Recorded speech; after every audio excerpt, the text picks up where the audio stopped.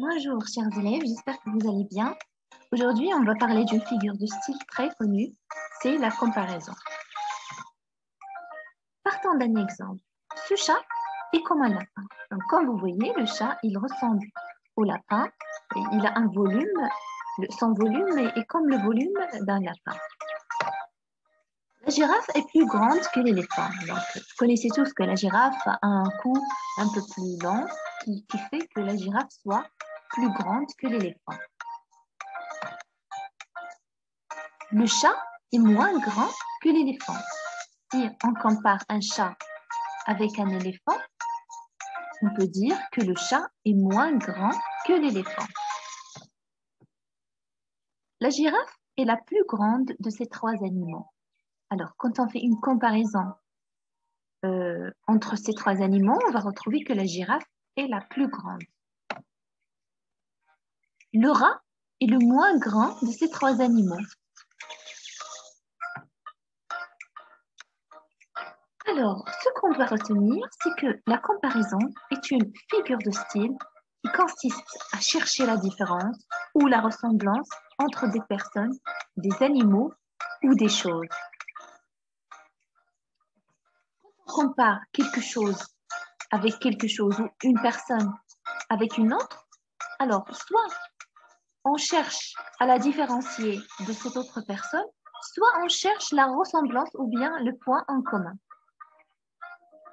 Le mot le plus utilisé pour exprimer la comparaison, c'est comme. Mais il y a d'autres outils de comparaison, comme de même que, ainsi que, tel que, le même que, autant que, plus que, moins que, ressembler à, est différent de, pareil à, etc. Les mots utilisés pour comparer s'appellent les comparatifs ou les outils de comparaison. Nous avons, pour exprimer la comparaison, nous utilisons des comparatifs et des superlatifs. Alors, commençons avec les comparatifs. Nous avons des comparatifs d'égalité, comme par exemple comme, le plus connu. Nous avons tel ou bien tel que. Nous avons aussi que. Nous avons autant que. Nous avons autant de que. Nous avons des comparatifs de supériorité. Plus que, plus de que. Et nous avons des comparatifs d'infériorité, comme moins que, moins de que. Allons voir les superlatifs. Nous avons des superlatifs d'infériorité, comme le moins de, le moins des, la moins de, la moins des, les moins de, les moins des. Nous avons très, extrêmement, le moindre et le pire, qui expriment l'infériorité. Alors, quant aux superlatifs de supériorité, nous avons le plus de, le plus des, la plus de, la plus des, les plus de, les plus des, très, extrêmement et le meilleur et le mieux. Alors, il est important de savoir que la comparaison se forme à partir de trois éléments qui s'articulent autour d'un point commun. Alors, dans une comparaison, dans une phrase où il y a cette figure de style, qui est la comparaison, on va trouver trois éléments qui sont le comparé, qui est l'élément réel que l'on tente de définir.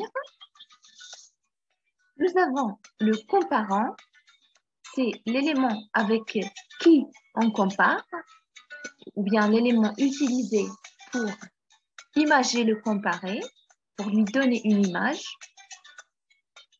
Nous avons troisièmement l'outil de comparaison, c'est le mot qui lie entre le comparé et le comparant. C'est le lien entre ces deux éléments.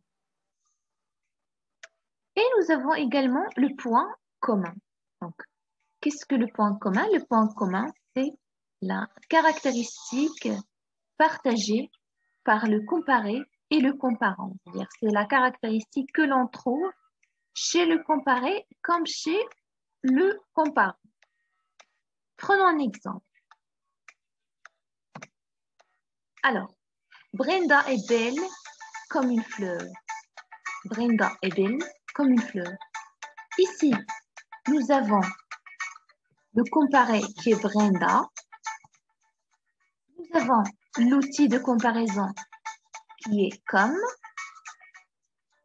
Nous avons une fleur qui est le comparant. Donc, on a comparé Brenda à une fleur. Et pour comparer Brenda à une fleur, on a utilisé, bien entendu, un outil de comparaison qui est, dans ce cas, comme. Maintenant, le point commun entre Brenda et une fleur. Donc, ce point commun, il est toujours à deviner. Toujours quand on voit une phrase qui contient une comparaison, on devra deviner le point commun. Donc, le comparé, nous l'avons. Le comparant, nous l'avons. L'outil de comparaison, il est là. Mais nous devons penser à ce point commun. Alors, qu'est-ce qui fait, comment ça se fait-il qu'on a comparé Brenda à une fleur? Eh bien, quel est le point commun? Quelle est la caractéristique que Brenda partage avec une fleur? C'est la beauté. Alors, prenons d'autres exemples. Par exemple, on va dire Pierre est long, il est long comme une tortue. Pierre est long comme une tortue. Ici, nous avons le comparé qui est Pierre. Nous avons le comparant qui est une tortue. Nous avons l'outil de comparaison, c'est toujours comme. Alors, quel est le point commun maintenant entre Pierre et la tortue? Quel est le point commun, la caractéristique partagée entre Pierre et la tortue? C'est bien entendu la lenteur. C'est bien entendu la lenteur. Alors, je crois que nous sommes arrivés au terme de cette présentation. Je vous souhaite un très bon courage et je vous dis à bientôt dans une prochaine vidéo.